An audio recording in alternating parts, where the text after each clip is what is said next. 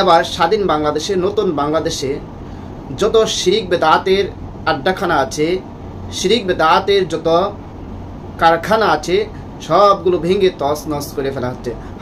আসসালামু আলাইকুম রহমতুল্লাহ। প্রিয় দর্শক, এবার স্বাধীন বাংলাদেশে, নতুন বাংলাদেশে যত শিরিক বেদাতের আড্ডাখানা আছে, শিরিক বেদাতের যত কারখানা আছে, সবগুলো ভেঙে তছনছ করে ফেলা হচ্ছে। আর প্রিয় দর্শক, আমি যেই কথা বলতে চাচ্ছি সেটা হচ্ছে, বাংলাদেশের মধ্যে সবচাইতে বেশি শিরিক হচ্ছে, সবচাইতে বেশি বেদাত হচ্ছে বিভিন্ন মাজারগুলিতে। বিভিন্ন মাজার নামে তারা যে পুঁজি ছাড়া ব্যবসা শুরু করেছে, সেই প্রতিটা মাজারের মধ্যে শিরিক এবং বেদাত সবচাইতে বেশি হচ্ছে। আর এখন নতুন বাংলাদেশের মধ্যে সেই শিরিক আর বেদাতের আড্ডাখানা যেগুলো আছে, সবগুলো ভেঙে তছনছ করে দেওয়া হচ্ছে। হ্যাঁ প্রিয় দর্শক, সেই বিষয়টা অনেকেই জেনে গিয়েছেন যে ভণ্ড দেওয়ানবাগী, তার কথাগুলো যখন একজন ইমানদার শুনবে, সে কখনো টিকে থাকতে পারবে না। তার ভিতরে যে প্রকৃতপক্ষে ইমান থাকে, সে নিজেকে নবী দাবি করছে, সে ফাতেমা রাদিয়াল্লাহু তাআলা আনহা সম্পর্কে এবং আয়েশা রাদিয়াল্লাহু তাআলা আনহা সম্পর্কে কত জঘন্যতম কথাগুলো বলেছেন। আস্তাগফিরুল্লাহ, সেগুলো আমি বলতে চাই না। ওর মাজারও ভেঙে তছনছ করেছে এবং তৌহিদি জনতা তার মাজারের মধ্যে আগুন জ্বালিয়ে দিয়েছে। এরকম ভণ্ড যত মাজার আছে, ভণ্ডদের যত আস্থান আছে, সেগুলো পুরে চারকার করা হোক। আর যেই সমস্ত আমাদের অলিয়া উলিয়া যারা আছে, তাদের মাজার যেগুলো আছে, সেগুলো ভেঙে ফেলুক, সেটা আমরা বলি না। কিন্তু যেরকম শাহজালাল, শাহপরান, ওরা আল্লাহ পাক রব্বুল আলামিনের ওলি, ওরা আল্লাহ পাক রব্বুল আলামিনের নৈকট্যশীল বান্দা, ওরা ওলি, কিন্তু ওরা তো বলে যায় না ওদের মাজার করে ব্যবসা করার জন্য, শিরক করার জন্য, কিন্তু ওদের মাজারগুলো তো সেগুলো করা হচ্ছে।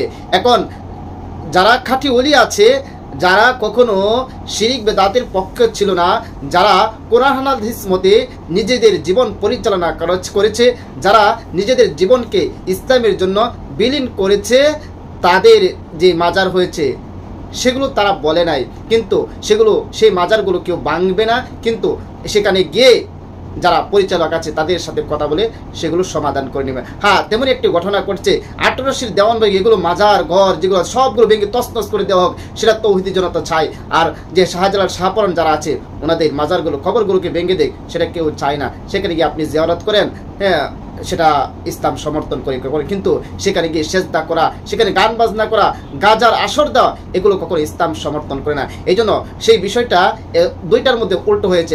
অর্থাৎ 1800 মাজার, দেওয়ানবাগির মাজার ভেঙে তছনছ করে দেওয়া হয়েছে, আর ওদিকে শাহজালালের মাজার ভেঙে তছনছ করে দেওয়া হয় নাই। কারণ এগুলো ভাঙা মূলত উদ্দেশ্য না, উদ্দেশ্য হচ্ছিল এখান থেকে যেন শিরিক বেদাত সবগুলো চলে যায়।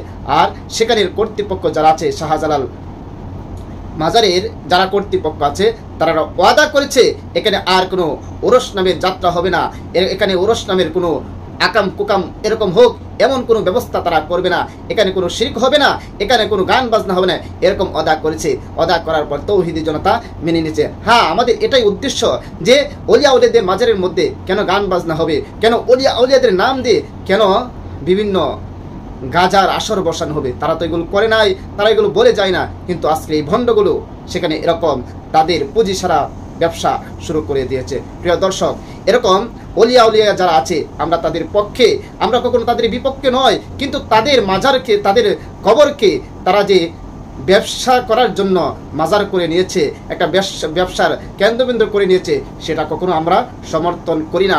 এই জন্য শাহজালাল মাজারের, শাহপরান শাহজালাল মাজারের কর্তৃপক্ষরা যেই কাজটা করেছে, তাদেরকে সাধুবাদ জানায়। প্রিয় দর্শক, এই জন্য সবাই সাবধান থাকবেন। অলিয়া উলিয়াদের কবরকে ভেঙে ফেলুক, সেটা আমরা কখনো বলি না। কিন্তু যারা শিরিক করে, যারা বেদাত করে, যারা আল্লাহর সাথে শিরিক করে, নবীর দুশমন যারা, তাদের যেই মাজার কবর আছে সেগুলো ভেঙে তছনছ করে দেওয়া হোক, সেটার পক্ষে সবাই। কিন্তু প্রকৃতপক্ষে যারা আল্লাহর ওলি আছে, তাদের মাজার ভেঙে দেওয়া হোক, সেটা কখনো কেউ চায় না। প্রিয় দর্শক, এই জন্য অলিয়া উলিয়াদের মাজার আমরা কখনো ভাঙার পক্ষে নয়, বরং সেখানে যে বেদাত শিরক হয়, সেগুলো যেন দূরীভূত হয়ে যায়, এবং সেই চেষ্টা ইনশাল্লাহ নতুন বাংলাদেশের তৌহিদি জনতা করতেছে। আমরাও ইনশাল্লাহ তাদের পাশে আছি, আপনারা থাকবেন। আর আপনাদের যদি কোনো বিষয় বলার থাকে অবশ্যই কমেন্ট বক্সে জানাবেন। আর সবাইকে অসংখ্য ধন্যবাদ আমার ভিডিওটি দেখার জন্য। আসসালামু আলাইকুম রহমতুল্লাহ।